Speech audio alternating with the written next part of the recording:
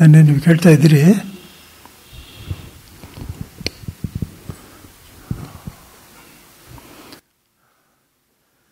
ತತ್ವಸಿ ಅಂತ ಹೇಳಿದ್ಮೇಲೆ ಖಚಿತವಾಗಿ ಏನು ಫಲ ಉಂಟಾಯಿತು, ಆಗಿದ್ದೇನು ಲಾಭ ಏನಾಯಿತು ಅಂದರೆ ಕರ್ತೃತ್ವ ಭೋಕ್ತೃತ್ವ ಬುದ್ಧಿ ಹೋಯಿತು ಅಲ್ವಾ. ಮುಂಚೆ ಅಜ್ಞಾನ ಕಾಲದಲ್ಲಿ ನಾನು ಕರ್ತ ಭೋಕ್ತ ಅಂತ ತಿಳ್ಕೊಂಡಿದ್ದೀನಿ. ಈ ಜಗತ್ತು ನಾನು ಪರಸ್ಪರ ಬೇರೆ ಬೇರೆಯಾಗಿದ್ದೀವಿ. ನಾನು ಈ ಜಗತ್ತಿನ ಆಶ್ರಯ ತಗೊಂಡು ಕರ್ಮ ಮಾಡಬೇಕು, ಆಮೇಲೆ ನಾನು ಫಲ ಪಡ್ಕೋಬೇಕು ಅಂತ ಹೀಗೆ ಉದ್ದಕ್ಕೂ ಇರುತ್ತೆ. ಆದರೆ ಈಗ ಏನಾಗಿದೆ ಅಂದರೆ ಈ ಕ್ಷೇತ್ರಜ್ಞ ತಾನು ಜಗತ್ತು ಅಂತ ಏನಿದೆಯೋ ಇವೆರಡಕ್ಕೂ ಕಾರಣವಾಗಿರ್ತಕ್ಕಂಥ ಬ್ರಹ್ಮವೇ ತಾನು ಅಂತ ತಿಳಿದ ಮೇಲೆ ಕರ್ಮಕ್ಕಲ್ಲಿ ಅವಕಾಶವೇ ಇಲ್ಲ. ಗೊತ್ತಾಗ್ತಾ ಇದೆಯಲ್ಲ ಈ ಪಾಯಿಂಟು? ಸ್ಪಷ್ಟವಾಗಿದೆಯಲ್ಲ? ಎಲ್ಲವೂ ತಾನೇ ಅಂದಮೇಲೆ, ತನಗಿಂತ ಬೇರೆ ಇಲ್ಲ ಅಂದಮೇಲೆ ಕರ್ಮಕ್ಕೆ ಅವಕಾಶವಿಲ್ಲ. ಕರ್ಮ ಇಲ್ಲ ಅಂದಮೇಲೆ ಭೋಗನೂ ಇಲ್ಲ. ಗೊತ್ತಾಯ್ತಾ? ಹಾಗಾಗೋಗುತ್ತೆ. ಆದ್ದರಿಂದ ಮುಂದಕ್ಕೆ ಸಂಸಾರವೇ ಇಲ್ಲ. ಅವನು ಯಾವಾಗಲೂ ತನ್ನ ಸ್ವರೂಪವಾಗಿರ್ತಕ್ಕಂಥ ಆನಂದದಲ್ಲೇ ನಿಂತುಬಿಡ್ತಾನೆ ಅನ್ನೋದಾಯಿತು ಅಲ್ವಾ. ಇವಾಗ ಇದನ್ನು ಈ ಮಾತನ್ನು ಹೇಳಿದ್ರೆ ಸಾಧಾರಣವಾಗಿ ಜನ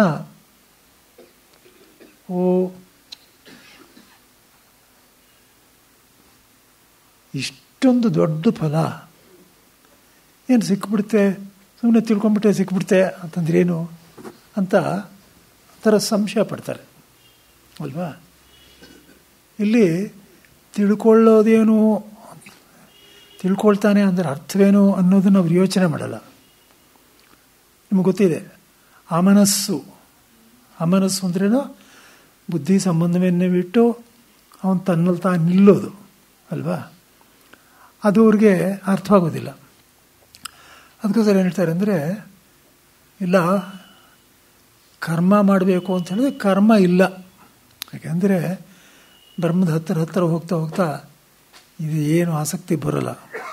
ಆದರೆ ಉಪಾಸನ ಮಾಡಿ, ಉಪಾಸನ ಅಂತ ಇಟ್ಕೊಳ್ಳಿ.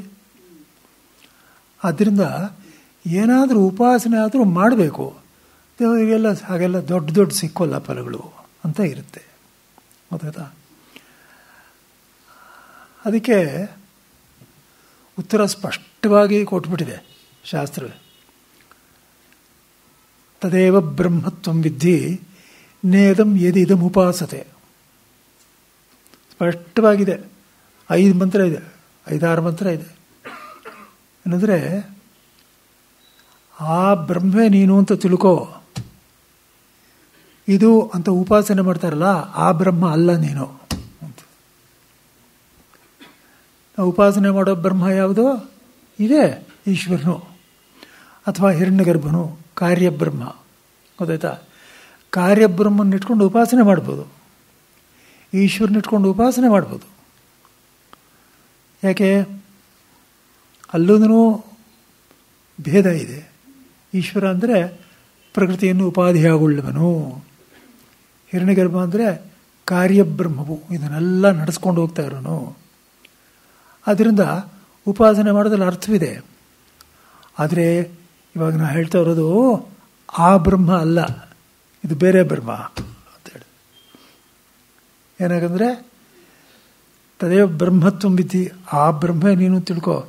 ನ ಇದಂ ಯದಿ ಇದಂ ಉಪಾಸತೆ, ಇದು ಅಂತ ಏನೋ ಉಪಾಸನೆ ಮಾಡ್ತೀವಲ್ಲ ಅದಲ್ಲ.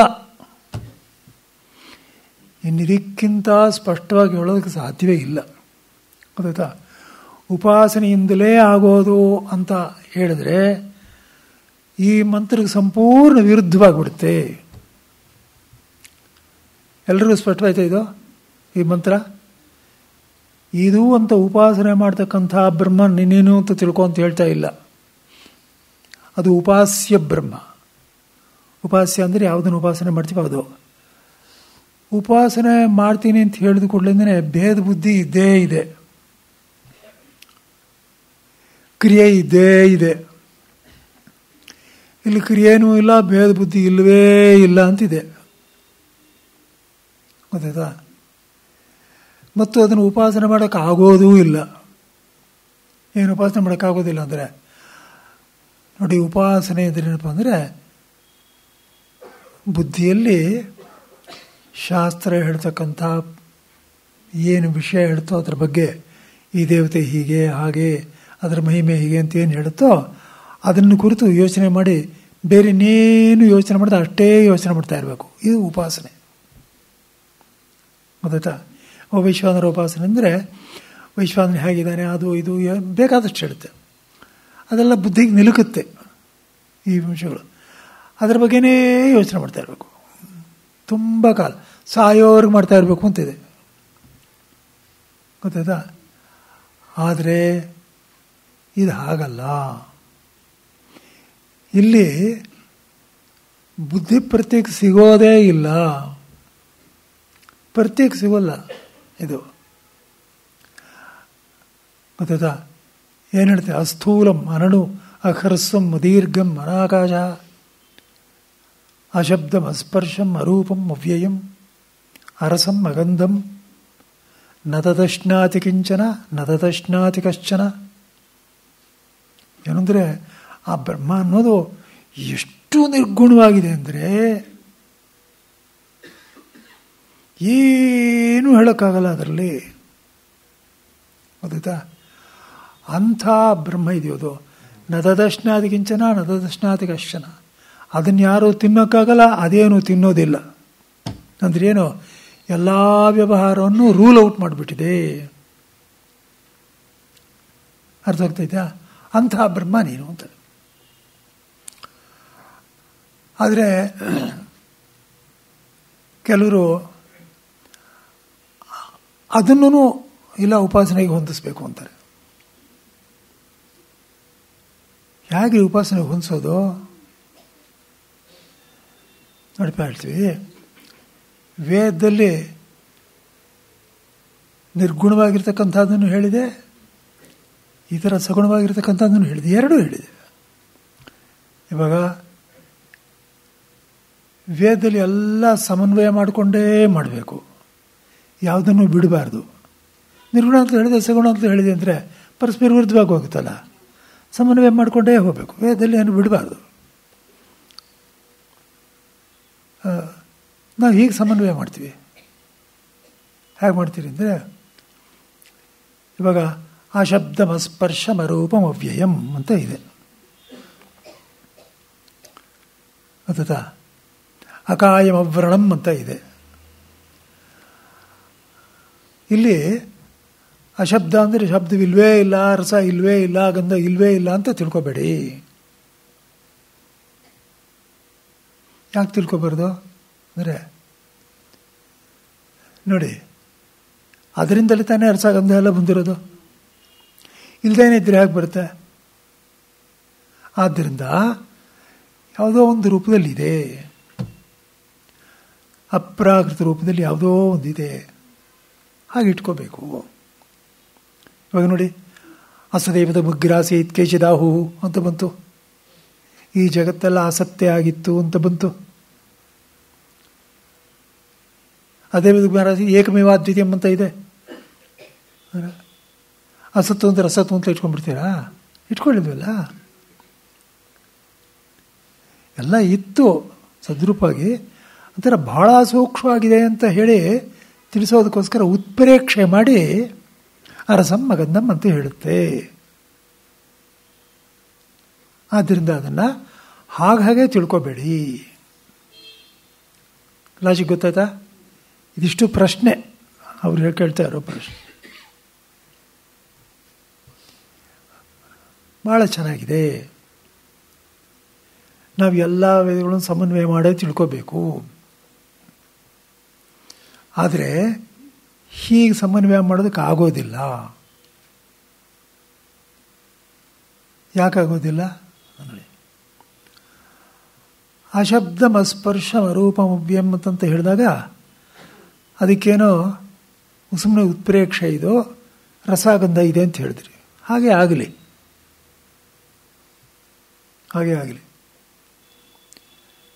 ನೀವು ಹೇಳಿ ಅಸ್ಥೂಲ ಮನಳು ಅಹ್ರಸ್ಸ ಮದೀರ್ಘಂ ಅಂತ ಇದೆ. ಸರಿಯಾಗಿ ಕೇಳಿಸ್ಕೊಳ್ಳಿದ್ದು. ಅಸ್ಥೂಲಂ ಅನಣು ಅಂದ್ರೇನು? ಅದು ಸ್ಥೂಲವಾಗಿಯೂ ಇಲ್ಲ, ಅಣುವಾಗಿಯೂ ಇಲ್ಲ ಅಂತಿದೆ. ಅಹ್ರಸ್ಸಂ ಅದೀರ್ಘಂ, ಅದು ಚೋಟನೂ ಇಲ್ಲ, ಬಡನೂ ಇಲ್ಲ, ಉದ್ದವಾಗೂ ಇಲ್ಲ, ಚೋಟುದ್ದನೂ ಇಲ್ಲ.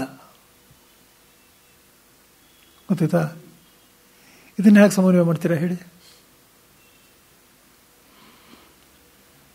ಪ್ರಶ್ನೆ ಗೊತ್ತಾಗ್ತಾ ಇದೆ ನಿಮಗೆ? ಇವಾಗ ಸ್ಥೂಲವಾಗಿಯೂ ಇಲ್ಲ, ಅಣುವಾಗಿಯೂ ಇಲ್ಲ ಅಂತ ಹೇಳಿದ್ಮೇಲೆ ಅದು ಅಪ್ರಾಕೃತ ರೂಪದಲ್ಲಿ ಸ್ಥೂಲವಾಗಿಯೂ ಇದೆ, ಅಣುವಾಗಿಯೂ ಇದೆ ಅಂತ ಹೇಳಬೇಕಾಗುತ್ತೆ. ಒಂದೇ ವಸ್ತು ಸ್ಥೂಲವಾಗಿಯೂ ಇದೆ, ಅಣುವಾಗಿಯೂ ಇದೆ ಅಂತ ಹೇಳ್ಬೋದಕ್ಕಾಗುತ್ತಾ? ಪುನಃ ವಿರೋಧ ಬಂತೋ ಇಲ್ಲ? ಉದ್ದಕ್ಕೂ ಇಲ್ಲ, ಕುಳ್ಳಿಗೂ ಇಲ್ಲ ಅಂತ ಹೇಳಿದ್ರೆ ಅದು ಅಪ್ರಾಕೃತವಾಗಿ ಉದ್ದವಾಗಿಯೂ ಇದೆ, ಕುಳ್ಳಿಗೂ ಇದೆ ಅಂತ ಹೇಳಿದ್ರೆ ಪುನಃ ವಿರೋಧ ಬಂತೋ ಇಲ್ವಾ? ಗೊತ್ತಾಯ್ತಾ ಪ್ರತಿಯೊಬ್ಬರಿಗೂ? ಓದಿರೋ ಕೊಳ್ಳಿನ ಮುಂದೆ ನೋಡಿ, ಅಕಾಯಂ ಅಂತ ಇದೆ, ಶರೀರವಿಲ್ಲ ಅಂತ. ಅದಕ್ಕೇನು ಹೇಳ್ತೀರಿ ನೀವು ಅಂದರೆ, ಶರೀರವಿಲ್ವೇ ಇಲ್ಲ ಅಂತ ಹೇಳ್ಬೇಡಿ, ಬಹಳ ಸೂಕ್ಷ್ಮವಾಗಿದೆ, ಅಪ್ರಾಕೃತವಾಗಿದೆ ಅಂತ ಹೇಳಿದ್ರೆ ತಿಳ್ಕೊಳ್ಳಿ. ಅವ್ರಣಂ ಅಂದರೆ ಗಾಯಗಳಿಲ್ಲ ಅಂತಿದೆ, ಹುಣ್ಣುಗಳಿಲ್ಲ ಬ್ರಹ್ಮಕ್ಕೆ. ಆ ಶ್ರುತಿ ಅದು ಏನೇನು ಹೇಳುತ್ತೋ ನೋಡಿ, ಬ್ರಹ್ಮಕ್ಕೆ ಹುಣ್ಣುಗಳಿಲ್ಲ ಅಂತ ಹೇಳ್ಬೇಕಾ? ಗೊತ್ತಾಯ್ತಾ? ಹುಣ್ಣುಗಳಿಲ್ಲ ಅಂತ ಹೇಳಿದ್ರೆ ಅದು ಅವಾಗ ಏನು ಹೇಳಬೇಕು ಅಂದರೆ, ಸ್ಥೂಲವಾಗಿ ದೊಡ್ಡ ದೊಡ್ಡ ಹುಣ್ಣಿಲ್ಲ, ಒಳಗಡೆ ಒಂಥರ ಕೆಲವು ಹುಣ್ಣುಗಳಿದ್ದೇ ಇದೆ, ಅಪ್ರಾಕೃತವಾಗಿ ಅಂತ ಹೇಳೋಕ್ಕಾಗುತ್ತಾ?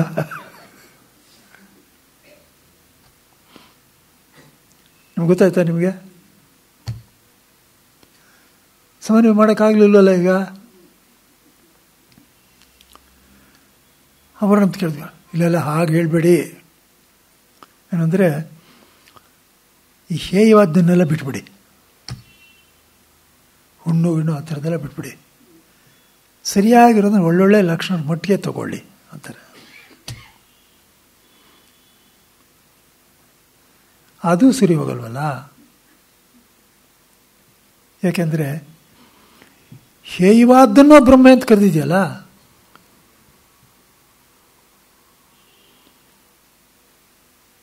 ಏನು ಗೊತ್ತೇನೋ, ಬ್ರಹ್ಮದಾಸ ಬ್ರಹ್ಮೈವೇ ಮೇ ಕಿತವಾಹ. ಈ ಜೂಜಾಡ್ತಾರಲ್ಲ ಅವರು, ಮೀನು ಹಿಡಿಯೋರು, ಬೆವರು ಸುರಿಸ್ಕೊಂಡು ಕಲ್ಲು ಹೊತ್ಕೊಂಡು ಹೋಗ್ತಾ ಇರ್ತಾರಲ್ಲ ಅವರು, ಕಳ್ಳರು, ಮೋಸ ಮಾಡೋರು ಎಲ್ಲರೂ ನಮ್ಮ ಬ್ರಹ್ಮ ಅಂತ ಹೇಳ್ತಾ ಇದೆಯಲ್ಲಪ್ಪ.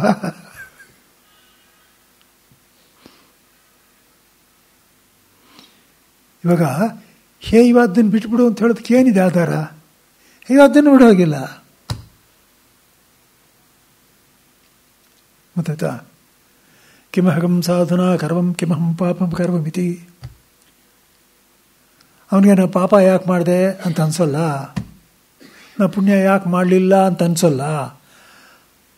ಉಭಯಶೇವಿತೇವ ಆತ್ಮ ಅರ್ಘಸ್ಮೃಣತೆ, ಎರಡನ್ನೂ ಆತ್ಮದೃಷ್ಟಿಯಿಂದ ನೋಡಿ ಸಂತೋಷ ಪಡ್ತವನೆ.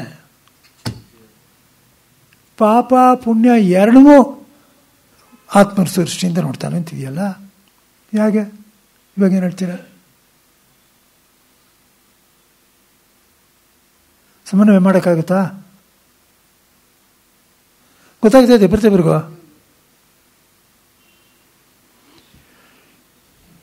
ಈಗ ಅವನು ಕೇಳ್ತಾನೆ, ನೀವು ಹೇಗೆ ಸಮನ್ವಯ ಮಾಡ್ತೀರಾ? ಬಹಳ ಸುಲಭ.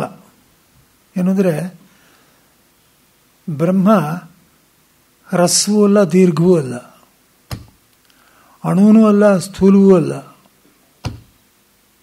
ಗೊತ್ತಾಯ್ತಾ? ಕಾಯವೂ ಅಲ್ಲ, ವ್ರಣವೂ ಅಲ್ಲ,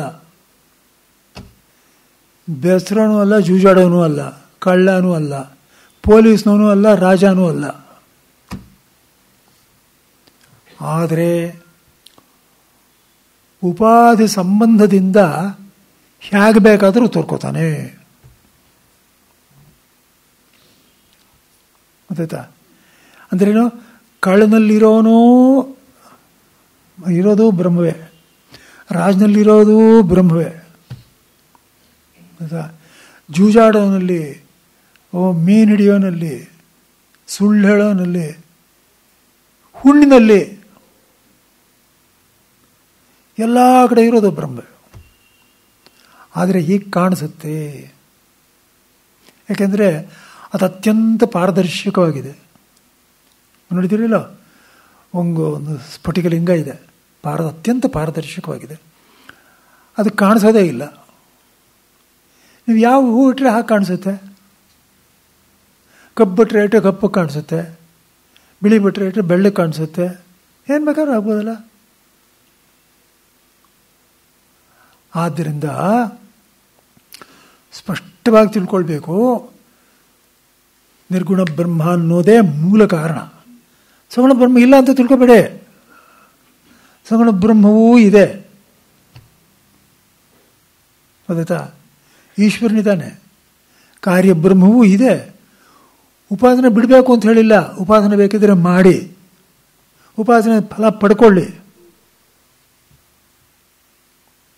ಆದರೆ ಮೋಕ್ಷ ಬೇಕು ಅಂದರೆ ನಿರ್ಗುಣವಾಗಿರೋ ಬ್ರಹ್ಮನ್ನು ಹಿಡಿಬೇಕು, ಅದು ತಾನು ಅಂತಲೇ ತಿಳ್ಕೋಬೇಕು.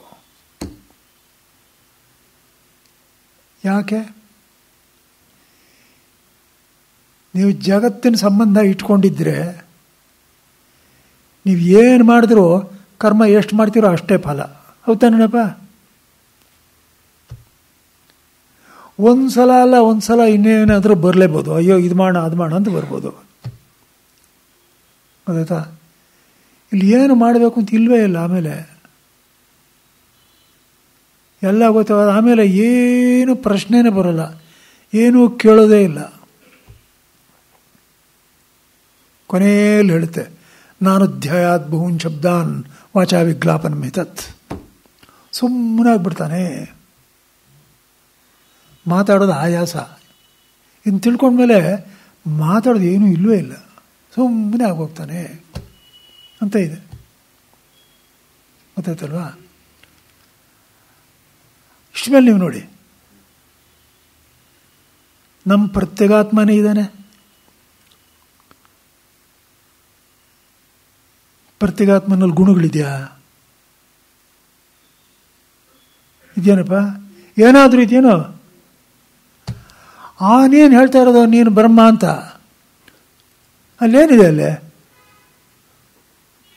ಕುಳ್ಗಿದೆಯಾ, ಎತ್ತರಕ್ಕಿದೆಯಾ?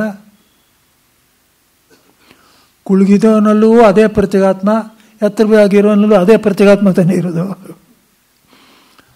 ಆದ್ದರಿಂದ ಈ ಪ್ರತ್ಯೇಗಾತ್ಮ ಲಕ್ಷಣ ನೋಡಿ, ಇದನ್ನು ಬ್ರಹ್ಮ ಅಂತ ಹೇಳ್ತಾ ಇರೋದು. ನೀನು ಅವನ್ನ ಕರ್ತ ಅಂತ ಇಟ್ಕೊಂಡ್ಬಿಟ್ಟಿದೀಯಾ,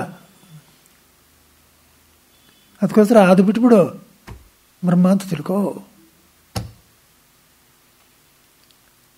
ಸ್ಪಷ್ಟವಾಗಿ ಗೊತ್ತಾಯ್ತೇನಪ್ಪ ಎಲ್ರಿಗೂ? ಎಲ್ರಿಗೂ ಸ್ಪಷ್ಟವಾಯ್ತಾ? ಆದ್ದರಿಂದ ಇಲ್ಲಿ ಏನಾದರೂ ಮಾಡಿ ಉಪಾಸನೆಯನ್ನು ತರಬೇಕು ಅಂತ ಅವನು ಕೊನೆ ಪಕ್ಷ ಮುಮುಕ್ಷುನೇ ಇಟ್ಕೋಣ. ಮೋಕ್ಷ ಪ್ರಶ್ನೆ ಕೇಳ್ತಾನೆ. ಈಗ ಯಾಕೆ ಮಾಡಬಾರ್ದು ಅಂದರೆ, ಇಲ್ಲಿ ಆ ಸದ್ಬ್ರಹ್ಮ ನಾನೇ ಆಗಿದ್ದೀನಿ ಅಂತ ತಿಳ್ಕೊ ಅಂತೆಲ್ಲ ಹೇಳಿರೋದು. ಇದು ಸದ್ಬ್ರಹ್ಮ ಹಾಗಿದೆ ಹೀಗಿದೆ ಆ ಸ್ಥೂಲ ಮರಣ ಅಂತ ಬುದ್ಧಿನಲ್ಲಿ ತಿಳ್ಕೊ, ಅದನ್ನು ಹೇಳಿರೋದು. ಅದನ್ನೇ ಕುರಿತು ಯೋಚನೆ ಮಾಡ್ತಾ ಇರು. ಏನು ಸ್ಥೂಲವಲ್ಲ, ಸೂಕ್ಷ್ಮವಲ್ಲ, ಇದಿಲ್ಲ, ಹಾಗಿಲ್ಲ ಹಾಗಿಲ್ಲ, ಆ ಥರ ಇದೆ ಅಂತ ಕುರಿತು ಯೋಚನೆ ಮಾಡು. ಅದು ನಾನೇ ಅಂತ ತಿಳ್ಕೊಂಬಿಡು ಅಂತಲ್ಲ ಅರ್ಥ. ಅದನ್ನು ಕುರಿತು ಯೋಚನೆ ಮಾಡು, ಉಪಾಸನೆ ಮಾಡು. ಗೊತ್ತಾಯ್ತಾ? ಹೌದು. ಅಲ್ಲಪ್ಪ ಸರಿ ಹೋಗಲ್ಲ. ಯಾಕೆಂದರೆ ಕೊನೆಯಲ್ಲಿ ಏನು ಹೇಳಿದೆ, ಇದನ್ನು ತಿಳ್ಕೊಂಡ್ರೆ ಏನಾಶ್ರಿತಂ ಶ್ರುತಂ ಭವತ್ಯ ಮತಂ ಮತಮ ವಿಜ್ಞಾತಂ ವಿಜ್ಞಾತಂ ಅಂತ ಹೇಳಿದೆ. ಏನಾಗಂದರೆ ಇದನ್ನು ತಿಳ್ಕೊಂಬಿಟ್ರೆ ನಿನಗೆ ಇಲ್ಲಿವರೆಗೆ ಕೇಳದೇ ಇರೋದೆಲ್ಲ ಕೇಳಿದ್ದಾಗ ಹೋಗುತ್ತೆ, ಮನನ ಮಾಡದೇ ಇರೋದೆಲ್ಲ ಮನನ ಆದಂಗೆ ಆಗುತ್ತೆ, ತಿಳ್ಕೊಳ್ದೇ ಇರೋದೆಲ್ಲ ತಿಳಿದಂತಾಗುತ್ತೆ ಅಂತ ಹೇಳಿದ್ಯೋ ಇಲ್ವೋ? ಈ ಬ್ರಹ್ಮ ನಾನು ಅಂತ ಬುದ್ಧಿ ಮಾಡ್ತಾ ಇದ್ದರೆ ಅದು ಗೊತ್ತಾಗುತ್ತೆ. ಇದೇ ಬಾಕಿದೆಲ್ಲ ಏನು ಗೊತ್ತಾಗುತ್ತೆ?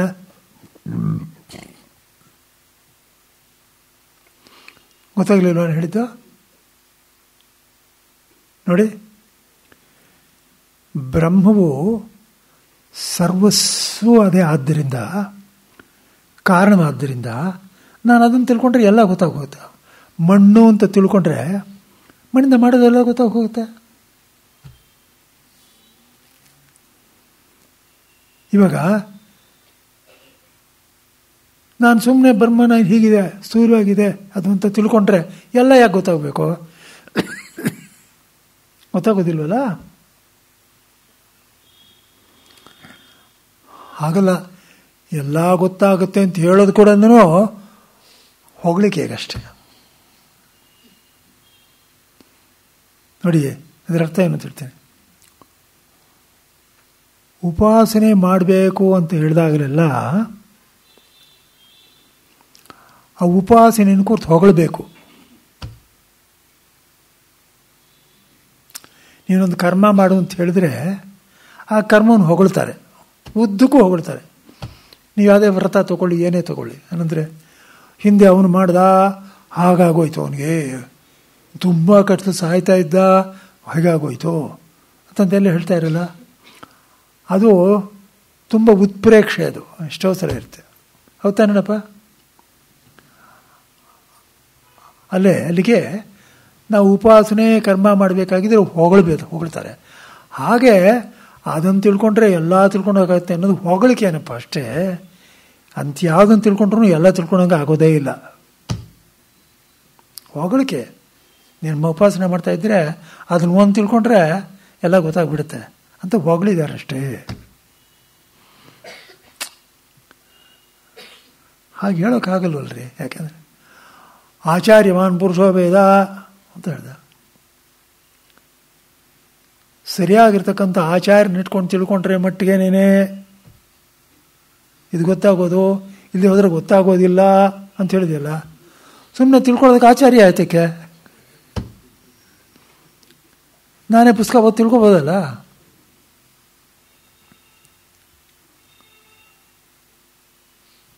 ಏಕೆಂದರೆ ಆಚಾರ್ಯವಾನ್ ಪುರುಷ ವೇದ ಅಂತ ಹೇಳಿದಾಗ ಈ ಬ್ರಹ್ಮವಿದ್ಯೆಯನ್ನು ನಿಜವಾಗಲೂ ರಕ್ತಗತ ಮಾಡ್ಕೊಳ್ಬೇಕಾಗಿದ್ದರೆ, ಅನುಭವಕ್ಕೆ ತಂದ್ಕೊಳ್ಬೇಕಾಗಿದ್ದರೆ ಏನು ಹೇಳಿದೆ ನೋಡಿ, ಆಚಾರ್ಯನಿದ್ದೇ ಇರಬೇಕು. ಅವನು ಹೇಗಿರಬೇಕು? ಶ್ರೋತ್ರಿಯಂ ಬ್ರಹ್ಮನಿಷ್ಠಂ. ಏನು ಬ್ರಹ್ಮನಿಷ್ಠಂ ಅಂದರೆ ಜಪನಿಷ್ಠ, ತಪೋನಿಷ್ಠ ಅಂತಾರೆ. ಏನು? ಯಾವಾಗಲೂ ಜಪ ಮಾಡ್ತಾ ಇರ್ತಾನೆ, ಯಾವಾಗಲೂ ತಪಸ್ಸಿನಲ್ಲಿ ಇದ್ದಾನೆ ಅನ್ನಲ್ವೇ? ಹಾಗೆ ಬ್ರಹ್ಮನಿಷ್ಠ ಅಂದರೆ ಯಾವಾಗಲೂ ಬ್ರಹ್ಮದಲ್ಲಿ ಇರೋಂಥವನಾಗಬೇಕು. ಅಂಥ ಆಚಾರ್ಯನ ಸಿಕ್ಕಿದಾಗ ನನಗಿದ್ರ ಬಲ ಗೊತ್ತಾಗುತ್ತೆ. ಆವಾಗಲೇ ಅರ್ಥವಾಗೋದದು. ಇಲ್ಲಿ ಹೋದರೆ ಅರ್ಥವಾಗೋದಿಲ್ಲ. ಏನು ಬರ್ದಿರಿ ಗೊತ್ತಾಯ್ತಲ್ವಾ? ಅದಕ್ಕೋಸ್ಕರನೇ ನಾವು ಒಂದು ವೇದಾಂತ ಪುಸ್ತಕ ಓದಿದಾಗ ಅಥವಾ ಶ್ರವಣ ಮಾಡಿದಾಗ ನಮಗೇನೋ ಎಲ್ಲ ಸ್ಪಷ್ಟವಾಗಿ ಗೊತ್ತಾಯಿತು ಅಂತ ಹೇಳಿದ್ರೆ ಏನೂ ಗೊತ್ತಾಗಿಲ್ಲೂ ಇರ್ಬೋದು. ಆದರೆ ಯಾವ ಗತಿ ಅಂತ ಹೇಳಿದ್ನಲ್ಲ ಅದು ಸಿಕ್ಕಿರೋದಿಲ್ಲ. ಅವಗತಿ ಆಗಬೇಕಾದ್ರೆ ಈಗ ಇಲ್ಲಿ ಕೇಳಿದ್ನಲ್ಲ, ಏನೇನು ಕೇಳಿದ್ರೆ ಒಂದು ಪ್ರಶ್ನೆ ಕೇಳ್ತಾನೆ. ಹಾಗೆ ಹೀಗೆ ಬೇರೆ ಬೇರೆ ದೃಷ್ಟಾಂತ ಕೊಡ್ತಾನೆ. ಅವನ ಹೃದಯದಲ್ಲಿ ಏನು ಸಂಶಯ ಇದೆ ಅನ್ನೋದು ಇವನಿಗೆ ಗೊತ್ತಾಗುತ್ತೆ. ಅವನು ಕೇಳೋದಿಲ್ಲ, ಕೆಲಸ ಕೇಳೋಕ್ಕಾಗಲ್ಲ ಅವನ ಕೈಯಲ್ಲಿ, ಆದರೂ ಇವನಿಗೆ ಗೊತ್ತಾಗುತ್ತೆ. ಹೇಳ್ತಾ ಇರ್ತಾನೆ, ಇವನು ನೋಡ್ತಾ ಇರ್ತಾನೆ, ಇವನಿಂದ ಸ್ಫೂರ್ತಿ ಪಡ್ಕೋತಾನೆ. ಪಡ್ಕೊಂಡು ಮುಂದಕ್ಕೆ ಹೋಗ್ತಾನೆ. ಆವಾಗ ತಿಳ್ಕೊಳ್ತಾನೆ ಏನಪ್ಪ ಅಲ್ಲಿ. ಅದರಿಂದ ಆಚಾರ್ಯ ಬೇಕೇ ಬೇಕಪ್ಪ. ಹಾಗೆ ನೋಡೋಕೆ ಹೋದರೆ ನೀನೇ ಹೇಳು, ಉಪಾಸನೆಗೇನು ಆಚಾರ್ಯ ಬೇಕಯ್ಯ? ಉಪಾಸನೆ ಮಾಡೋದಕ್ಕೆ ಆಚಾರ್ಯ ಬೇಕು. ಆಚಾರ್ಯ ಇಲ್ಲದೆ ಉಪಾಸನೆ ಮಾಡೋಕ್ಕಾಗಲ್ಲ. ಇವಾಗ ನೀವು ಈಗಿನ ಕಾಲಕ್ಕೆ ಇದನ್ನು ಅಪ್ಲೈ ಮಾಡಿಬಿಟ್ರೆ ಅರ್ಥವಾಗಲ್ಲ ಇದು. ಅವಾಗ ಉಪಾಸನೆ ಮಾಡಬೇಕಾಗಿದ್ದರೆ ಸಾಧಾರಣ ಯಾರು ಕೇಳಿದ್ರೆ ಒಂದು ಮಂತ್ರ ಉಪದೇಶ ಮಾಡ್ತಾರೆ, ಅದು ಮಾಡ್ಕೊಳ್ಳಿಪ್ಪ, ಯೋಚನೆ ಮಾಡ್ತಾ ಇರಿ ಅಂತ ಹೇಳ್ತಾರೆ. ಗೊತ್ತಾಯ್ತಾ? ಅವನು ಎಲ್ಲ ಸಂಶಯಗಳನ್ನು ಪರಿಹಾರ ಮಾಡಿ ಹೀಗೆ ಮಾಡಬೇಕು, ಹಾಗೆ ಮಾಡಬೇಕು ಅಂತ ತಿಳಿಸೋರು ಸಿಕ್ಕೋದೇ ಇಲ್ವಲ್ಲ, ಸಿಕ್ಕೋದೇ ಇಲ್ಲ. ಗೊತ್ತಾಯ್ತಾ? ಆದ್ದರಿಂದ ಅದಕ್ಕೋಸ್ಕರನೇ ಈ ಕಲಿಯುಗದಲ್ಲಿ ಬರ್ತಾ ಬರ್ತಾ ಬರ್ತಾ ಕ್ಷೀಣವಾದ ಮೇಲೆ ನಿಜವಾಗಲೂ ತಿಳ್ಕೊಳ್ಳೋದು ಕಷ್ಟವಾಗುತ್ತೆ. ಆಪರ್ಚುನಿಟೀಸ್ ಕೂಡ ಬಹಳ ಕಡಿಮೆ ಆಗಿರುತ್ತೆ. ಇದನ್ನೆಲ್ಲ ಇಟ್ಕೊಂಡೇ ಹೇಳೋದು, ಸಾಧ್ಯವಾದಷ್ಟು ಬೇಗ ತಿಳ್ಕೊಳ್ಳಿ, ಸಾಧ್ಯವಾದಷ್ಟು ಬೇಗ ಉದ್ಧಾರ ಆಗಿ ಅಂತಂತ ಹೇಳೋದು. ಆದರೆ ಒಂದು ಎಷ್ಟು ಪ್ರಯತ್ನ ಪಟ್ಟರು ನಮ್ಮ ಪ್ರಯತ್ನ ಭಗವಂತ ರೆಕಾರ್ಡ್ ಮಾಡಿಟ್ಟಿರ್ತಾನೆ. ಗೊತ್ತಾಯ್ತಾ? ಹಿಂದಕ್ಕೆ ಹೋಗೋದಕ್ಕೆ ಬಿಡೋಲ್ಲ, ಮುಂದೆ ಕರ್ಕೊಂಡು ಹೋಗ್ತಾನೆ. ಪ್ರೊವೈಡೆಡ್ ಮುಮುಕ್ಷವಾಗಿದ್ದರೆ, ಭಗವಂತನ ಶರಣಾಗತನಾಗಿದ್ದರೆ ಇದಾಗೆ ಆಗುತ್ತೆ. ಹಿಂದಕ್ಕೆ ಹೋಗಿ ಬಿಡಲ್ಲ. ಗೊತ್ತಾಯ್ತಲ್ವಾ? ಹಾಂ,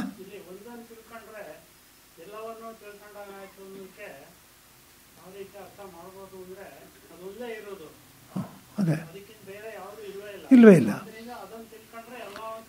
ಅದೇ ಮತ್ತೆ ಯಾಕೆಂದರೆ ನೋಡಿ, ಇವಾಗ ಒಂದು ಮಡಿಕೆ ಇದೆ ಅಂತ ತಿಳ್ಕೋಬೇಕು ಅಂದರೆ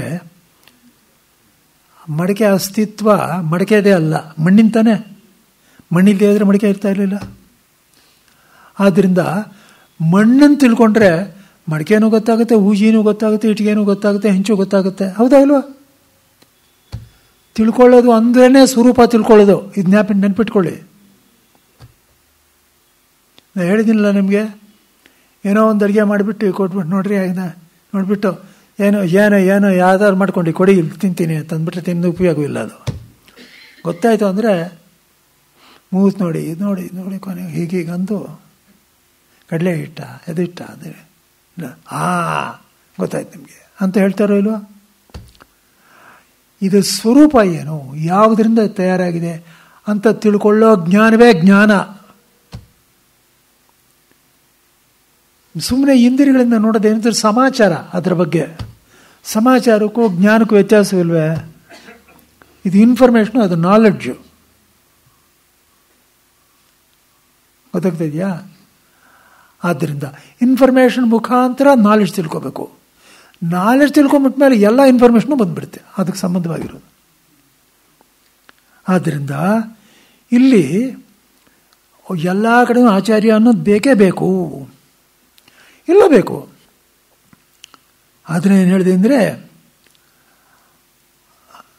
ಅಲ್ಲಿವರೆಗೆ ತಡ ಅಂತ ಹೇಳಿದೆ ನಾನು. ಈ ದೇಹ ಬಿದ್ದೋಗೋವರೆಗೆ ತಡ, ಆಮೇಲೆ ಒಂದು ಬ್ರಹ್ಮ ಸೇರ್ಕೊಂಡೇ ಬಿಡ್ತಾನೆ ಅಂತಿದೆ.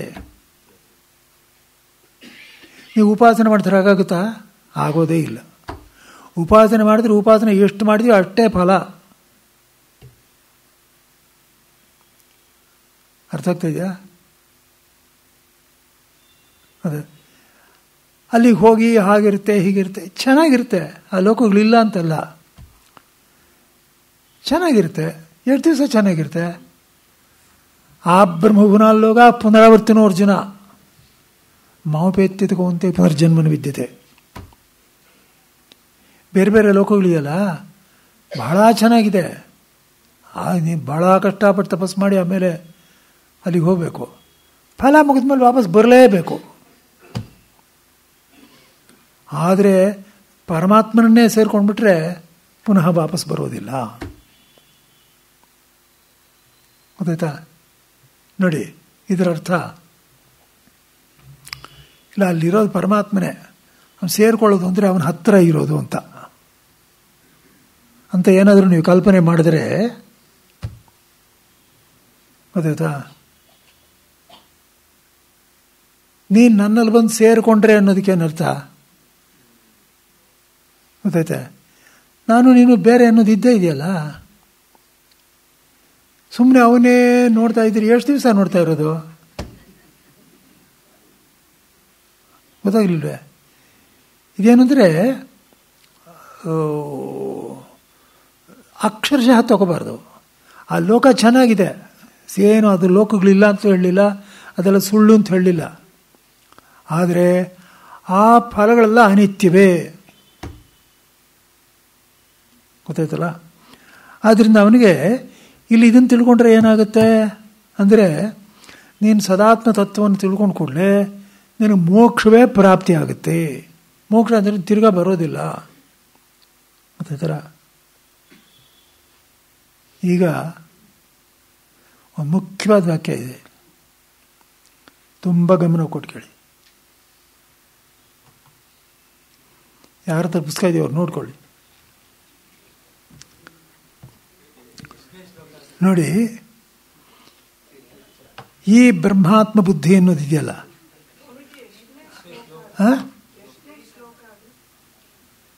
ಶ್ಲೋಕ ಅಲ್ಲ, 6:16 ಕೊನೆ ಭಾಗ, ಅದೇ ಕೊನೆ ಭಾಗ 6ನೇ ಇದಕ್ಕೆ ನೋಡಿ. ಏನು ಹೇಳಿದೆ ಅಂದರೆ, ಈ ವಾಕ್ಯ ಸರಿಯಾಗಿ ಓದೆ. ಏಕೆಂದರೆ ಸದಾತ್ಮ ತತ್ವವನ್ನು ಅರಿತುಕೊಳ್ಳದೆ ಒಂದು ಸಲ ಸದ್ಬ್ರಹ್ಮ ಬುದ್ಧಿಯನ್ನು ಮಾಡಿ ಮಾತ್ರದಿಂದ ಮೋಕ್ಷವಾಗುವುದು. ಅದಾಗಲ್ಲ. ಸುಮ್ಮನೆ ಒಂದು ಸಲ ಬುದ್ಧಿ ಮಾಡಿದೆ ಬ್ರಹ್ಮಾತ್ಮ ಅಂದರೆ ಆಗೋಯ್ತಾ? ಆಗಲ್ಲ. ಗೊತ್ತಾಯ್ತಾ?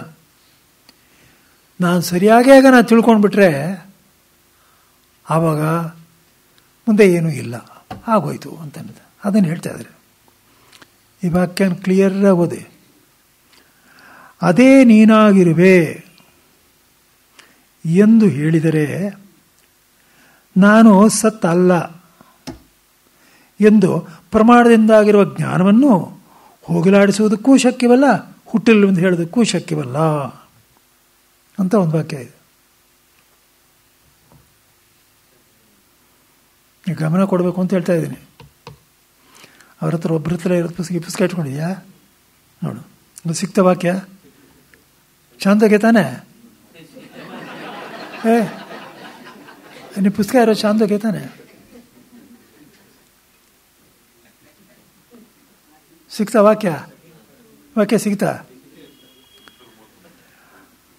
ಅದೇ ನೀನಾಗಿರುವೆ ಎಂದು ಹೇಳಿದರೆ ಅಂದರೆ ಅದೇ ಅಂದರೆ ಏನು? ಸತ್ತು. ಆ ಸತ್ತೇ ನೀನಾಗಿರುವೆ ಅಂತ ಹೇಳಿದರೆ ನಾನು ಸತ್ ಅಲ್ಲ ಎಂದು ಪ್ರಮಾಣದಿಂದಾಗಿರುವ ಜ್ಞಾನವನ್ನು ಅಂತ ಇದೆ ನೋಡಿ. ಆ ಸತ್ತೇ ನೀನು ಅಂತ ಹೇಳಿದರೆ ನಾನು ಸತ್ ಅಲ್ಲ ಅಂತ ಉಂಟಾಗುವ ಜ್ಞಾನವನ್ನು ಹೋಗಲಾಡ್ಸೋಕ್ಕಾಗಲ್ಲ. ಅಂದರೆ ಏನಾದರೂ ಆ ವಾಕ್ಯಕ್ಕೆ ಅರ್ಥವಿದೆಯಾ?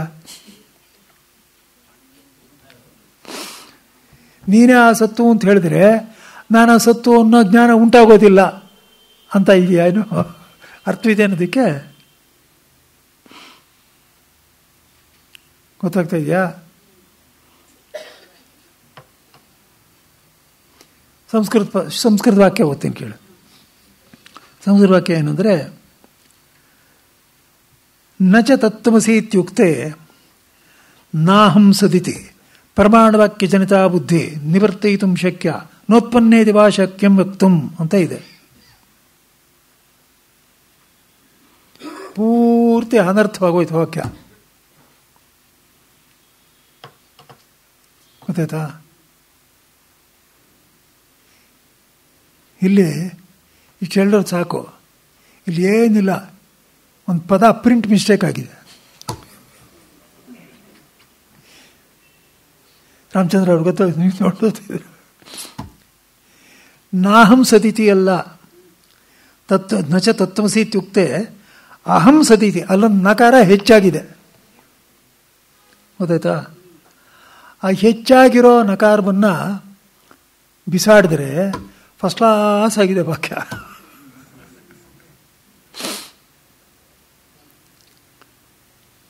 ನಿಮ್ಗೆ ಗೊತ್ತಾಯ್ತಾ? ನಾನು ಇದನ್ನು ಯಾಕೆ ಹೇಳ್ತೀನಿ ಅಂದರೆ, ಒಂದು ಪ್ರಿಂಟ್ ಮಿಸ್ಟೇಕ್ ಇದ್ದರೆ ಅದನ್ನು ಕರೆಕ್ಟ್ ಮಾಡಿದೆ, ಅಯ್ಯೋ ಅದ್ರೊಳಗೆ ಏನೋ ಇರಬೇಕಪ್ಪ, ನಮಗೆ ಯಾತಕ್ಕಪ್ಪ ಅದ್ರ ಕೊಡವೆ ಅಂತಂತ ಮುಂದಕ್ಕೆ ಹೋಗೋದು ಸರಿಯಾ? ಇಷ್ಟು ಪುಕ್ಕಲಿದ್ರೆ ಏನು ವೇದ ಅಂತ ಅರ್ಥ ಮಾಡ್ಕೊಳ್ಳೋದು? ಪುಕ್ಕಲು ಅಂದ್ರೆ ಗೊತ್ತಲ್ಲ,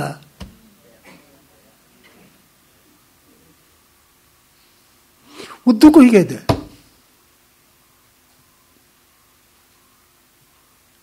ಗೊತ್ತಾಗ್ತಾ ಇದೆ ನಿಮಗೆ? ನೋಡಿ ಇನ್ನೊಂದ್ಸಲ ಈ ವಾಕ್ಯ ಕೇಳಿ. ಆ ಸತ್ತೇ ನೀನಾಗಿರುವೆಂದು ಹೇಳಿದರೆ ನಾನು ಸತ್ತಲ್ಲ ಎಂದು ಜ್ಞಾನ ಉಂಟಾಗುತ್ತೆ. ಈ ವಾಕ್ಯಕ್ಕೆ ಅರ್ಥ ಇದೆಯಾ? ಅವನು ಹೇಗೆ ಕೇಳಿದ್ದು ಸತ್ತು ನಾನು ಅಂತ?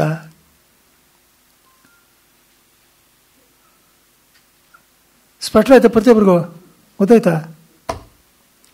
ಆದ್ದರಿಂದ ನಾಹಂ ಸದಿತಿ ಅಲ್ಲ, ಅದು ಅಹಂ ಸದಿತಿ.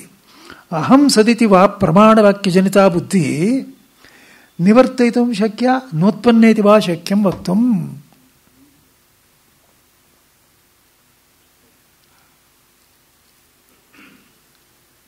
ಅದನ್ನು ಯಾಕೆ ಹೇಳ್ತೀನಿ ಅಂದರೆ, ಏನೋ ನಮ್ಗೆ ಅಷ್ಟು ಪರಿಚಯ ಇಲ್ಲ, ಅದು ಏನೋ ವಾಕ್ಯ ಕನ್ನಡದಲ್ಲಿ ಹೇಳಿದ್ಮೇಲೆ ಇದೇನು ಈ ವಾಕ್ಯ ಹೀಗಿದೆ, ಏನು ಅರ್ಥವಾಗಲಿಲ್ವಲ್ಲ ಅಂತ ಅನ್ನಿಸ್ಬೇಡ್ವೇ? ಅರ್ಥವಾಗದೇ ಇದ್ರೂ ಚಿಂತೆ ಇಲ್ಲಪ್ಪ, ಅದೇನೋ ದೊಡ್ಡವ್ರು ಪ್ರಿಂಟ್ ಮಾಡಿಬಿಟ್ಟಿದ್ದಾರೆ, ನಾವು ಹಾಗೆ ಇಟ್ಕೋಬೇಕು ಅಂತಂದ್ರೆ ಸರಿ. ಅರ್ಥ ಇದೆಯಾ? ಅದಕ್ಕೆ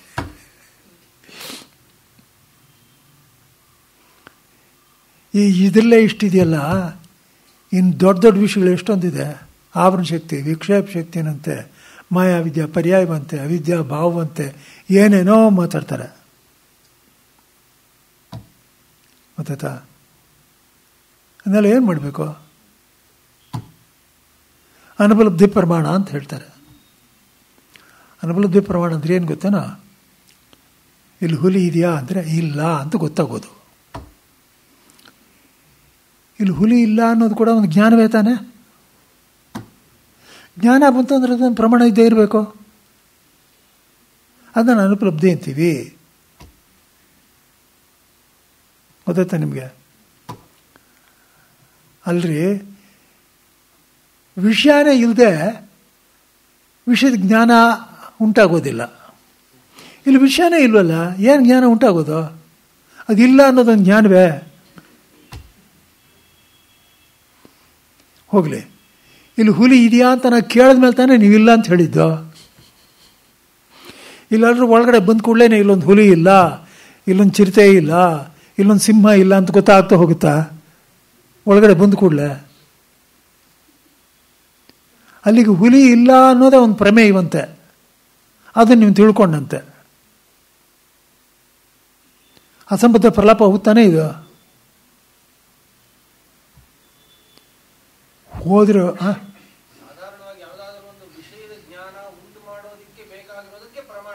ಹೌದು, ಗೊತ್ತಾಯ್ತು. ಅದನ್ನೇ ಹೇಳಿದ್ವಾಗ. ಇವಾಗ ಇಲ್ಲಿ ವಿಷಯ ಇಲ್ಲ ಅನ್ನೋದು ಯಾವುದ್ರ ಮೇಲೆ ಹೋಗುತ್ತೆ? ಯಾವನೋ ಹೆದರಿಕೆ ಆಗಿದೆ, ಅಲ್ಲಿ ಹುಂದಿ ಬಂದುಬಿಟ್ಟಿತಪ್ಪ, ಅಲ್ಲಿ ಹುಲಿ ಬಂದಿದೆ, ಅದು ಇಲ್ಲ ಅಂತ ಪ್ರಶ್ನೆ ಕೇಳಿದ್ಮೇಲೆ ತಾನೇ ಹುಲಿ ಇಲ್ಲ ಅಂತ ಗೊತ್ತಾಗುತ್ತೆ. ಅನ್ನೋದು ಪ್ರಮಾಣ. ಯಾಕೆಂದ್ರೆ ಯಾರೋ ದೊಡ್ಡ ದೊಡ್ಡವ್ರು ಹೇಳಿದ್ದಾರೆ, ದೊಡ್ಡ ದೊಡ್ಡವ್ರು ಹೇಳಿನಪ್ಪ, ಏನೋ ಮಾಡಿದ್ದಾರೆ ಹೇಳಿದ್ದಾರೆ. ಸುರೇಶ್ವರಾಚಾರ್ಯ ಇಲ್ಲ ಅಂತ ಹೇಳಿದಾರಲ್ಲ, ಅದಕ್ಕೇನು ಹೇಳ್ತೀರಿ? ಸುರೇಶ್ವರ ದೊಡ್ಡವರಲ್ವಾ? ಶಂಕರಾಚಾರ್ಯ ಇಲ್ಲ ಅಂತ ಹೇಳಿದರೆ ಅದಕ್ಕೇನು ಹೇಳ್ತೀರಿ? ಶಂಕರಾಚಾರ್ಯ ಗೊತ್ತಿಲ್ವಾ? ನೀವು ಓದೋ ಶಂಕರಾಚಾರ್ಯ ಸಿದ್ಧಾಂತ ಹೇಳೋದು ಅದಕ್ಕೆ ವಿರುದ್ಧವಾಗಿ ಎಂಥದ್ರಿ ಹೇಳೋದು? ಅದ್ವೈತ. ಗೊತ್ತಾಗ್ತಾ ಇದೆ ನಾನು ಹೇಳಿದ ಪ್ರಶ್ನೆ ಇದು. ಅದರಿಂದ ನೀವು ಸುಮ್ಮನೆ ಹೆದರ್ಕೊಂಡೆಲ್ಲ ಕೇಳ್ಕೊಂಡಿದ್ರೆ ಅರ್ಥವಾಗೋಲ್ಲ. ವೇದಾಂತ ಚಿಂತನೆ ಮಾಡಬೇಕು. ಪರಸ್ಪರ ವಿರುದ್ಧವಾಗಿದೆಯಲ್ಲ, ಅದಕ್ಕೆ ಅರ್ಥ ಏನು ಅಂತ ಕೇಳಬೇಕು. ಗೊತ್ತಾಯ್ತಾ? ಈ ವಾಕ್ಯ ಯಾತಕ್ಕೆ ಸೇರಿಸಿದ್ದು ಅಂದರೆ, ಇದನ್ನಿಟ್ಕೊಂಡು ನಾನು ಸ್ವಲ್ಪ ಹೇಳಬೇಕಾಗುತ್ತೆ ಮುಂದಕ್ಕೆ.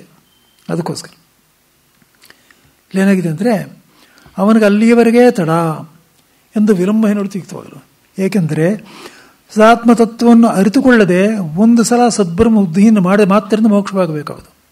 ಆದರೆ ಅದೇ ನೀನಾಗಿರುವೆ ಅಂತ ಹೇಳಿದರೆ, ನಾನು ಸತ್ತು ಎಂದು ಪ್ರಮಾಣದಿಂದಾಗಿರುವ ಜ್ಞಾನ. ಯಾವುದು ಪ್ರಮಾಣ? ಶಬ್ದ ಪ್ರಮಾಣ. ನೀನು ಸದ್ವಸ್ತು ಆಗಿದೆಯಾ ಅಂತ ಬ್ರಹ್ಮನಿಷ್ಠನಾಗಿರ್ತಕ್ಕಂಥ ಅವನು ಹೇಳ್ದ ಅಂದರೆ ಸುಮ್ಮನೆ ಒಂದು ವಾಕ್ಯ ಹೇಳಿಬಿಟ್ಟ ಅಂತಲ್ಲ, ಉದ್ದಕ್ಕೂ ತಿಳಿಸ್ಕೊಂಡು ಬಂದ. ತಿಳಿಸ್ಕೊಂಡು ಬಂದು ಕನೆಯಲ್ಲಿ ನೋಡು, ಪ್ರತ್ಯೇಗಾತ್ಮ ನೋಡು. ಆ ನೀನು ಏನು ನೀನಾಗಲೇ ಈಗ ನಿರ್ವಿಶೇಷವಾಗಿದೆಯಾ, ಅದು ನಿನಗೆ ಗೊತ್ತು. ಈ ನೀನು ಬ್ರಹ್ಮ ಅಂತ ಹೇಳಿದ್ರೆ ಗಮನ ಅಲ್ಲಿಗೆ ಹೋಗುತ್ತೋ ಇಲ್ವೋ? ಆ ವಾಕ್ಯ ಸುಸಂಬದ್ಧವಾಗಿದೆಯೋ ಇಲ್ವೋ? ಲಾಜಿಕಲ್ ಆಗಿದೆಯೋ ಇಲ್ವೋ? ಗೊತ್ತಾಯ್ತಾ? ಈ ಜ್ಞಾನ ಉಂಟಾದ ಮೇಲೆ ಗೊತ್ತಾಯ್ತಾ, ಅದು ಹುಟ್ಟೋದೇ ಇಲ್ಲ ಅಂತ ಹೇಳೋಕ್ಕೂ ಆಗಲ್ಲ, ಹುಟ್ಟಿದ ಮೇಲೆ ಹೋಗ್ಸೋಕ್ಕೂ ಆಗಲ್ಲ.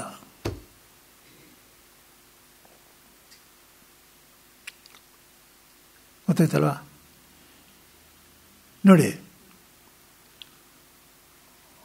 ಹೋಗ್ಸೋಕ್ಕಾಗೋದೇ ಇಲ್ಲ ಅಂದರೆ ಹೇಗೆ ಅಂತ ಹೇಳ್ತೀನಿ.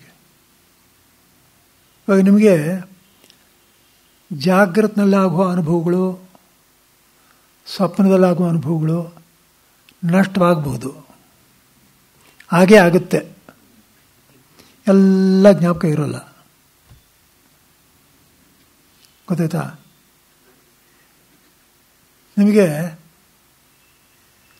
ಸುಷುಪ್ತಿ ಅನುಭವ ಇದೆಯಲ್ಲ, ಅದನ್ನು ಮರ್ತೋಯ್ತು ಅಂದರೆ ಏನಾದ್ರು ಅರ್ಥವಿದೆಯಾ? ಅದಕ್ಕೆ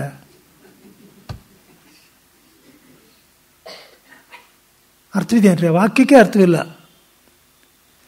ಯಾಕೆಂದರೆ ಮರೆಯೋದು ಜ್ಞಾಪಕಕ್ಕೆ ಬರೋದು ಅನ್ನೋದೇ ಬುದ್ಧಿಯಿಂದ. ಅದೇ ಬುದ್ಧಿಗೆ ಸಂಬಂಧವೇ ಇಲ್ಲ ಮರೆಯೋದಂತದ್ರಿ.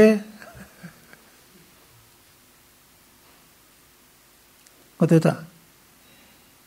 ಇನ್ನು ಹುಟ್ಟಿರಲಿಲ್ಲ ಎಂದು ಹೇಳೋದಕ್ಕೂ ಸಾಧ್ಯವಿಲ್ಲ. ಹುಟ್ಟಬೇಕಿದು. ಯಾಕೆಂದರೆ ಲಾಜಿಕಲ್ ಆಗಿ ನೋಡಿ, ಪ್ರತ್ಯೇಗಾತ್ಮನಲ್ಲಿ ಬ್ರಹ್ಮಕ್ಕೆ ಹೇಳಿರೋ ಲಕ್ಷಣಗಳು ಎಲ್ಲವೂ ಇದೆಯೋ ಇಲ್ವೋ? ಎಲ್ಲ ಲಕ್ಷಣಗಳು ಇದೆ.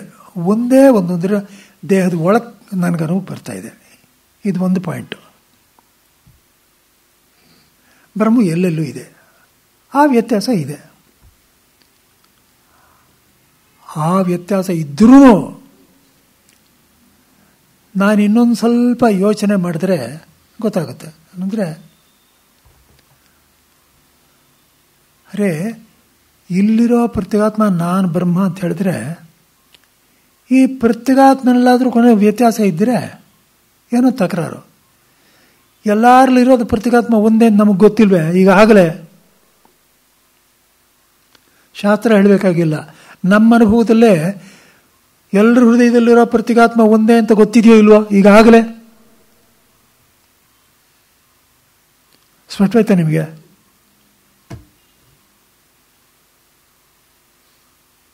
ಆದ್ದರಿಂದ ಬ್ರಹ್ಮ ಎಲ್ಲ ಕಡೆ ಇದೆ.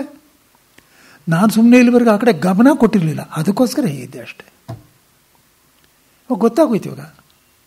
ಅಂದರೆ ಉತ್ಪನ್ನವಾಗೋದಿಲ್ಲ ಅಂತಿಲ್ಲ, ಖಂಡಿತವಾಗ್ಲೂ ಆಗೋದಕ್ಕೆ ಅವಕಾಶವಿದೆ.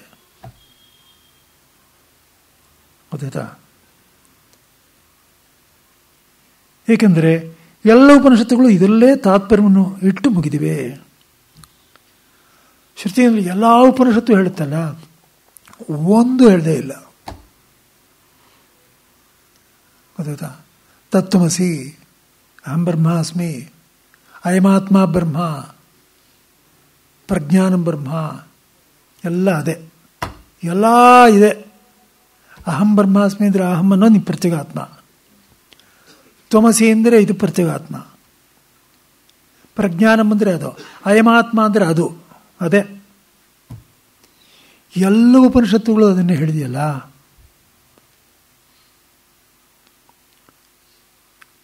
ಏನು ಶ್ರುತಿ ಸುಳ್ಳು ಹೇಳ್ತಾ? ಏನದಕ್ಕೆ ಲಾಭ? ಸರ್ವಜ್ಞನಿಂದ ಬಂದಿರೋದಲ್ವೇ ವೇದ ಅನ್ನೋದು. ಆದ್ದರಿಂದ ಇದು ಶ್ರುತಿಯಲ್ಲಿರೋದನ್ನೇ, ಅದು ಬ್ರಹ್ಮನಿಷ್ಠನಾಗಿರ್ತಕ್ಕಂಥ ಗುರು ಹೇಳಿದ ಮೇಲೆ ಈ ಜ್ಞಾನ ಹುಟ್ಟೋದಿಲ್ಲ ಅಂತ ಹೇಳೋಕೆ ಸಾಧ್ಯವೇ ಇಲ್ಲ. ಹುಟ್ಟುತ್ತೆ, ಆದರೆ ಅನುಬಂಧದ ಪಡ್ಕೊಳ್ಳೋದು ಕಷ್ಟ. ಅದಿದೆ, ಅದಕ್ಕೆ ಸಾಧನೆ ಮಾಡಲೇಬೇಕು. ಅಂದ್ರೇನು? ಆ ಮನಸ್ಸಾಗಿ ನೋಡಬೇಕು. ಗೊತ್ತಾಯ್ತಲ್ಲ? ಹೇಗೆ ಅಗ್ನಿಹೋತ್ರಾದಿ ವಿಧಿಗಳಿಂದ ಉಂಟಾದ ಅಗ್ನಿಹೋತ್ರಾದಿಗಳನ್ನು ಮಾಡಬೇಕು ಎಂಬ ಈ ಬುದ್ಧಿಗಳು ಪರಮಾರ್ಥವಲ್ಲವೆಂದಾಗಲಿ ಹುಟ್ಟಿಲ್ಲವೆಂದಾಗಲಿ ಹೇಳೋದಕ್ಕಾಗೋದಿಲ್ವ? ಹಾಗೆ ನೀನು ಹೇಳು, ಉಪಾಸನೆ ವಿಷಯ ಹೇಳಿದೆ. ಹೇಗೆ ಹೇಳಿದೆ? ಕರ್ಮ ಹೇಳು, ಉಪಾಸನೆ ಹೇಳು. ಶಾಸ್ತ್ರದಲ್ಲಿರೋದಂತಾನೆ ನೀನು ಹೇಳಿದ್ದು ಕೂಡ. ಅದನ್ನು ಆಚಾರ್ಯ ತಿಳಿಸ್ಕೊಟ್ಟ ಮೇಲೆ ತಾನೇ ನೀವು ಮಾಡ್ತಾ ಇರೋದು. ಅಲ್ಲಿ ಮಟ್ಟಿಗೆ ಗೊತ್ತಾಯಿತು ಆಚಾರ್ಯನ ಮುಖಾಂತರ, ಇದು ಮಟ್ಟಿಗೆ ಗೊತ್ತಾಗಲ್ವಾ? ಆಚಾರ್ಯವಾನ್ ಪುರುಷ ವೇದ ಅಂತ ಹೇಳಿದೆ.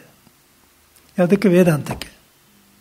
ಅಲ್ಲೊಂದು ಆಚಾರ್ಯನ ಮುಖಾಂತರ ತಿಳ್ಕೊಂಡು ಉಪಾಸನೆ ಮಾಡು ಅಂತ ಹೇಳಿದೆ. ಎಲ್ಲ ಉಪಾಸನೆಗಳು ಆಚಾರ್ಯನಿಂದಲೇ ಬರಬೇಕು.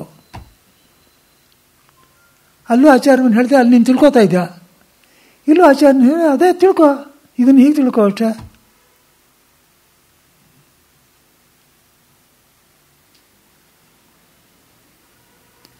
ಸ್ಪಷ್ಟ ಆಯ್ತಾ ಪ್ರತಿವರೆಗೂ?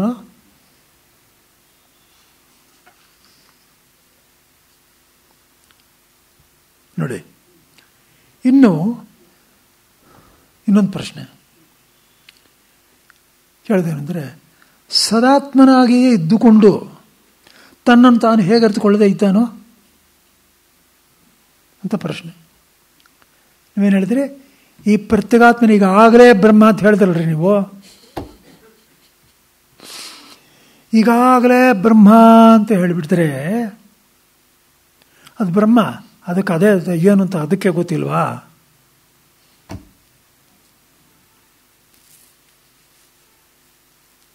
ಪ್ರಶ್ನೆ ಗೊತ್ತಾಯ್ತಾ ನಿಮಗೆ?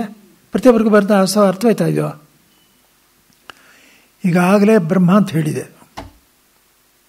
ಯಾವ್ದು ಹೇಳ್ತಾ ಇರೋದು? ಶ್ರುತಿ. ಬ್ರಹ್ಮ ಹಾಗೆ ತಾನೇ ಗೊತ್ತಿಲ್ವಾ? ಮಂಕು ಪಡ್ಕೊಂಡ್ಬಿಡ್ತಾ?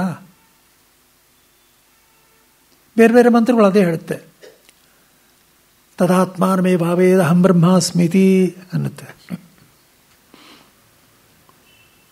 ಅದು ತನ್ನನ್ನು ತಾನೇ ತಿಳ್ಕೊಳ್ತು, ತಾನು ಬ್ರಹ್ಮ ಅಂತ ಇದೆ. ಬ್ರಹ್ಮ ಅಂತ ತನ್ನನ್ನು ತಾನೇ ತಿಳ್ಕೊಳ್ಳೋದು ಅಂದರೆ ಆ ಬ್ರಹ್ಮಕ್ಕೆ ಮುಂಚೆ ಗೊತ್ತಾಗಿರಲಿಲ್ಲ ಅಂತಾಯಿತು. ಏನೋ ಸಮಥಿಂಗ್ ರಾಂಗ್ ಹಿಯರ್.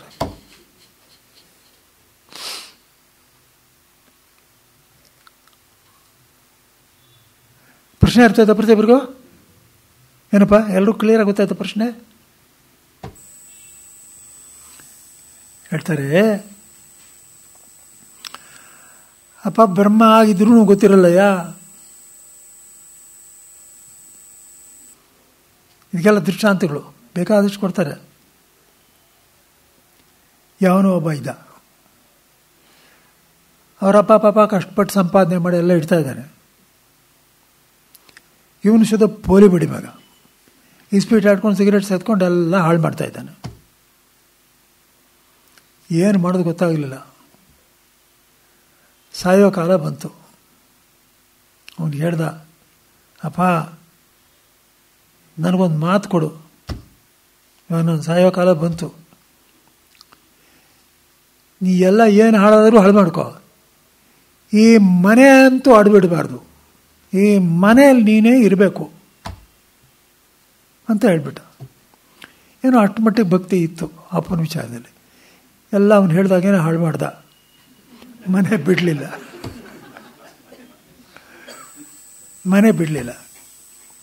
ಸರ್ ಅವ್ರ ಅಪ್ಪ ಕೂತ್ಕೊಳ್ತಾ ಇದ್ದದ್ದು ಗಲ್ಲದ ಮೇಲೆ ಕೂತ್ಕೊಳ್ತಾ ಇದ್ದಾನೆ, ಪಾಪರಾಗ್ಬಿಟ್ಟಿದ್ದಾನೆ, ಯಾವಾಗ ನೋಡಿದ್ರು ಅಳ್ತಾ ಇದ್ದಾನೆ. ಅವನ ಮಕ್ಕಳು ಬಂಬಳ ಹೊಡಿತಾರೆ. ಆಮೇಲೆ ಒಂದೆರಡು ವರ್ಷ ಆಗಿದೆ ಹೀಗೆ. ಇವನು ಮುಂಚೆ ಗುಮಾಸ್ತ ಆಗಿದ್ನಲ್ಲ ಇವ್ರ ಅಪ್ಪಂಗೆ, ಅವನು ಬಂದ್ಬಿಟ್ಟು ಏನಪ್ಪ ಆಗಿದ್ದೀರ, ಅಯ್ಯೋ ಹಾಗಾದ್ರೆ ಸಾಯ್ತಾ ಇದ್ದೀವಿ ನಾವು, ಎಲ್ಲಾದ್ರೂ ಸಾಲಾಗಿಲ್ಲ ಕೇಳಪ್ಪ, ಮಾಡು ಏನಾದರೂ. ನಾನು ಯಾವನು ಸಾಲ ಕೇಳಿ ಒಬ್ಬನೂ ಕೊಡೋಲ್ಲ, ನಾನು ತೀರ್ಸೋಕ್ಕಾಗಲ್ಲ ಅಂತ ಗೊತ್ತು, ಯಾವನು ಕೊಡ್ತಾನೆ ನಂಗೆ ಸಾಲ? ನಾನು ದುಡ್ಡು ಕೊಡಿಸಿದ್ರೆ ಮಾಡ್ತೀಯಾ ಅಂತ ಕೇಳ್ತಾನೆ. ದುಡ್ಡು ಕೊಡಿಸಿದ್ರೆ ಖಂಡಿತ ಮಾಡ್ತೀನಿ ಅಂತ ಅವಾಗ ಅವನು ಹೇಳ್ತಾನೆ. ಅವನು ಅದೇ ಗಲ್ಲದ ಮೇಲೆ ಕೂತಿದ್ದ, ಆ ಮಗ ಹೇಳು ಅಂದ, ಎದ್ದ, ಎಲ್ಲ ಮರದ್ದು, ಅಲ್ಲೆಲ್ಲ ಒಂದು ಚಿಲಕ ಆಯ್ತು, ಅವನು ಎತ್ತದ. ಒಳಗಡೆ ನೋಡಿದ್ರೆ ಒಂದು ಪೆಟ್ಟಿಗೆ ಇದೆ, ಅದನ್ನು ತೆಗೆದು ನೋಡಿದ್ರೆ ಅದ್ರ ತುಂಬ ಬಂಗಾರ ಇದೆ. ಇವಾಗ ಶಾಸ್ತ್ರ ಇದನ್ನು ಹೇಳುತ್ತೆ. ಇವಾಗ ಇವನು ಈ ಸಾಹುಕಾರ ತನ್ನನ್ನು ತಾನೇ ಸಾಹುಕಾರ ಅಂತ ತಿಳ್ಕೊಂಡ ಅಂತ ಹೇಳುತ್ತೆ. ಇವನು ನಿಜವಾಗ್ಲೂ ಸಾಹುಕಾರನೇ, ಆದರೆ ಅವನು ಗೊತ್ತಿರಲಿಲ್ಲ. ಈ ಆಚಾರ್ಯ ಬಂದು ನೀನು ಸಾಹುಕಾರ ಅಂತ ಹೇಳ್ಕೊಟ್ಟ, ತಾನು ಸಾಹುಕಾರ ಅಂತ ತಿಳ್ಕೊಂಡ. ಇವಾಗ ಸಾಹುಕಾರ ಅಂತ ತಿಳ್ಕೊಂಡಿದ್ದು ಸಾಹುಕಾರ ತಾನೇ, ಗೊತ್ತಾಗ್ಲಿಲ್ವಾ? ಅವನು ಸಾಹುಕಾರನೇ ಆಗಿದ್ದರು, ತಾನು ಸಾಹುಕಾರ ಅಂತ ಗೊತ್ತಾಗ್ಲಿಲ್ವಲ್ಲ. ಆದ್ದರಿಂದ ಹೀಗಾಗೋದು ಸಹಜನಪ್ಪ, ಅದರಲ್ಲಿ ಏನು ಇದಿಲ್ಲ ಅನ್ನೋದಕ್ಕೆ ಶಂಕರ್ ಎಷ್ಟು ಸೂಕ್ಷ್ಮವಾಗಿ ಹೇಳ್ತಾರೆ ನೋಡಿ. ಸದಾತ್ಮನೇ ಆಗಿದ್ದುಕೊಂಡು ತನ್ನನ್ನು ತಾನು ಹೇಗೆ ಅರ್ಥಕೊಳ್ಳದೆ ಇದ್ದಾನು ಅಂತ ಕೇಳಿದ್ರಲ್ಲ, ಅದೇನು ದೋಷವಲ್ಲ. ಏಕೆಂದರೆ ಈ ವಾಕ್ಯ ಸರಿಯಾಗಿ ನೋಡಿ, ಕಾರ್ಯಕಾರಣ ಸಂಘಾತ ವ್ಯತಿರಿಕ್ತನಾದ ಜೀವನು ನಾನು ಎಂದುಕೊಂಡು ಸ್ವಭಾವದಿಂದ ಪ್ರಾಣಿಗಳಿಗೆ ಅರಿವು ಇರುವುದಿಲ್ಲ ಎಂಬುದು ಕಂಡಿರುತ್ತದೆ. ಇವಾಗ ಕಾರ್ಯಕರಣ ಸಂಘಾತಕ್ಕೆ ವ್ಯತಿರಿಕ್ತನಾದವನು, ಕಾರ್ಯ ಅಂದರೆ ಶರೀರ, ಕರ್ಣ ಅಂದರೆ ಇಂದ್ರಿಯಗಳು, ಅದೆಲ್ಲ ಮನಸ್ಸು ಎಲ್ಲ, ಇದೆಲ್ಲ ಒಟ್ಟು ಸೇರಿದೆಯಲ್ಲ, ಇದು ಕಾರ್ಯಕರಣ ಸಂಘಾತ. ಇದಕ್ಕೆ ವ್ಯತಿರಿಕ್ತನಾದ ಜೀವನು, ಇದಕ್ಕಿಂತ ಬೇರೆಯಾದ ಜೀವನು, ಇದಕ್ಕಿಂತ ಬೇರೆಯಾಗಿರೋನು ಯಾರು ಹೇಳಿ? ಪ್ರತ್ಯೇಗಾತ್ಮ. ಯಾವನೂ ಕೊಡೆ ಪಕ್ಷ ನಾನು ಪ್ರತ್ಯೇಗಾತ್ಮ ಅನ್ನೋದು ಕೂಡ ಗೊತ್ತಿರಲಿಲ್ಲಲ್ವಾ?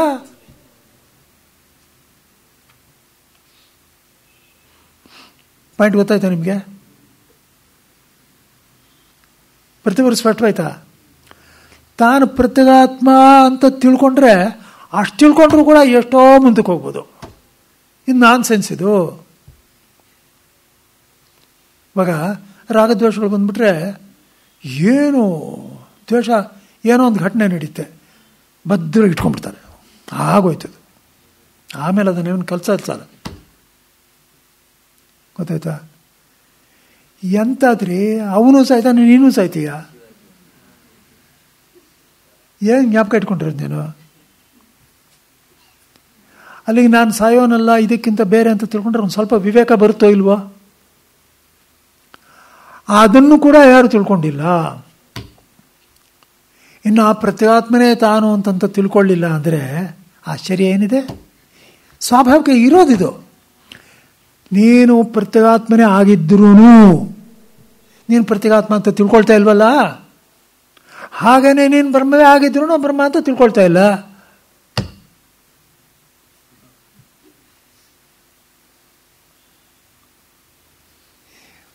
ನೀನು ಪ್ರತಿಗಾತ್ಮ ಆಗಿರೋದು ದಿಟ ತಾನೆ? ಗೊತ್ತಾಗ್ತಾ ಇದೆ ಹೇಳಿ ಪಾಯಿಂಟು. ಪ್ರತಿಗಾತ್ಮ ಆಗಿರೋದು ದಿಟ, ನೀನೇ ಅದು, ನೀನೇ ಗುರುತಿಸಿಲ್ವಲ್ಲ.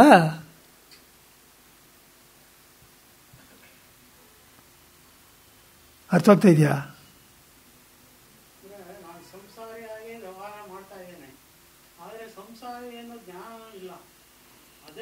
ಅಲ್ಲಪ್ಪ, ಛೇ ಛೇ ಛೇ ಛೇ ಏನ್ರಿ ಈಗ ಏನೇನೋ ಮಾಡಬೇಡ್ರಿ. ಇಲ್ಲ ರೀ, ಛೇ ನೀವು ಹೇಳ್ತೀವಿ ಚೆನ್ನಾಗಿಲ್ಲ, ಸ್ವಲ್ಪ ಚೆನ್ನಾಗಿಲ್ಲ, ಸ್ವಲ್ಪ ವಾಕ್ಯ ಇಂಪ್ರೂವ್ ಮಾಡಿ. ಆಗ ಕಾರ್ಯಕರಣ ಸಂಘಾತ ವ್ಯತಿರಿಕ್ತನಾದ ಜೀವನು ಇವನೇ ಕರ್ತ ಭೋಕ್ತ ಅಂತ ಅಂದ್ಕೊಂಡಿದ್ದಾನೆ.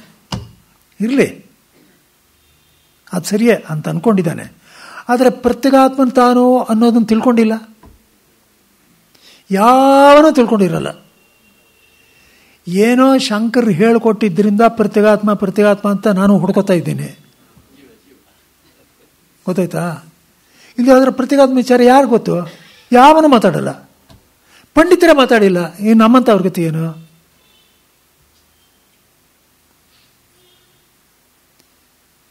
ಪ್ರತ್ಯೇಗಾತ್ಮನ ಬ್ರಹ್ಮ ಅಂದರೆ ಈ ಪ್ರತ್ಯೇಗಾತ್ಮ ಯಾರು ಅಂತಲೇ ಗೊತ್ತಿಲ್ಲದೆ ಇದ್ರೆ ಅವ್ರಿಗೆ ಗೊತ್ತಿದೆ, ನಮ್ಮಂತ ಅವ್ರಿಗೇನು ಗೊತ್ತಾಗುತ್ತೆ? ನಿಮ್ಗೆ ಗೊತ್ತಾಯ್ತಾ ಪಾಯಿಂಟ್ ಪ್ರತಿಯೊಬ್ಬರಿಗೂ? ಆದ್ದರಿಂದ ಪ್ರತ್ಯೇಗಾತ್ಮನೇ ಆಗಿದ್ರೂ ತಾನು ಪ್ರತ್ಯೇಗಾತ್ಮನು ಅಂತ ಗೊತ್ತಿಲ್ವಲ್ಲಪ್ಪ.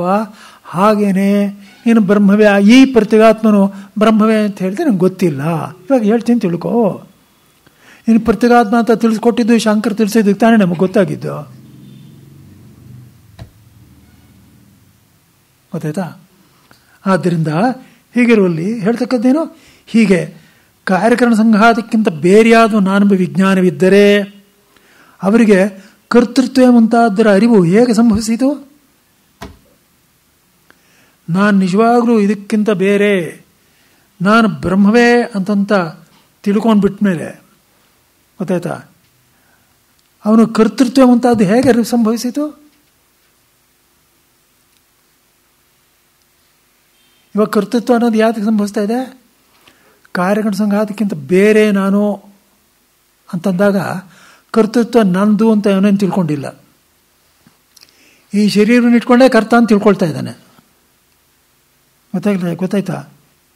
ಪ್ರತ್ಯೇಗಾತ್ಮ ಇಟ್ಕೊಂಡು ಕರ್ತ ಅಂತ ತಿಳ್ಕೊತಾ ಇದ್ದಾನ? ಇಲ್ಲ, ಶಂಕರ್ ಹೇಳಿದ್ದು ಗೊತ್ತಾಯ್ತು.